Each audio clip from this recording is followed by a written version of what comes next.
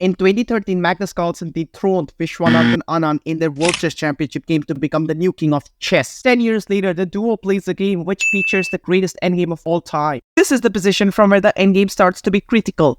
Vishy has just moved his king to d2, and Magnus, realizing that it is a close position, and in a close position, a knight is always better than a bishop.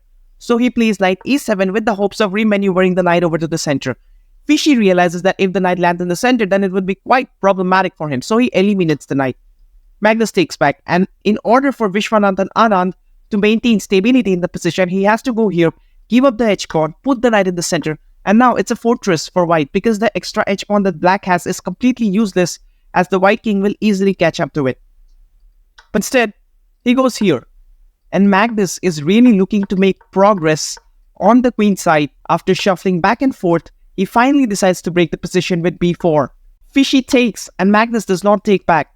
He instead goes here, because after take, c3 check creates a fortress.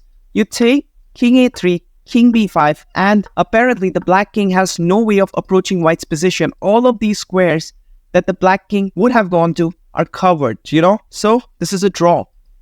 So instead, Magnus goes here because he really wants to win this game. c3 check, king comes down the board. And Vishy has an amazing idea. He plays b5, takes, and Vishy has his own pass pawn on the a file. Now comes a6, king comes down the board. a7, bishop to d5, and here Vishy plays knight takes f5. Apparently the computer does not like this move. But, both players were very low on time. And this is probably the right thing to do when you are under time pressure to create more problems for your opponent. So Magnus takes back. Now Vishy has two pass pawns rolling down the board. e7, b4. Magnus needs to push. Right, e7, right, takes check. King a2. And here comes c2. And here Vishy plays a8 promotes to a queen. He did not play e8 promotes to a queen because c3 check. If you run down the board, then c1 promotes to a queen is checkmate.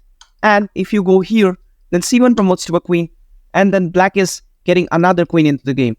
So instead, a8 promotes to a queen. Magnus takes, e8 promotes to a queen.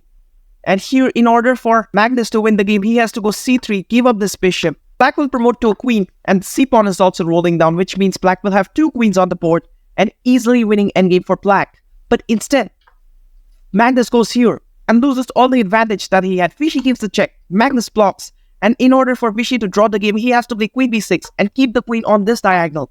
Because after Magnus promotes to a queen, queen e3 check or queen f2 draws the game. You take, and now it's a stalemate. But instead, Vishy goes here and loses all of the drawing chances. And now, ladies and gentlemen, comes the move. The greatest move of the game. c1 promotes to a knight. The king runs up the board. c3, queen to b6, knight to e2.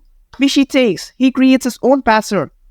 And now Magnus pushes, and this is where Viswanathan Anand resigned the game. Because you go here, c1 promotes, takes, and the knight just in time to stop the pawn. What a game it was.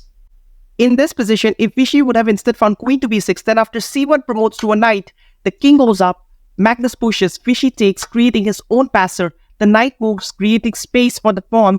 Vishy tries to stop it, Magnus pushes, Vishy pushes, then after c1 promotes to a queen, takes, and the black knight would just only be one square away from guarding that promotion square, and this would be a draw because the black pieces are aligned closely. This is why this game has been dubbed as one of the greatest endgames to ever occur.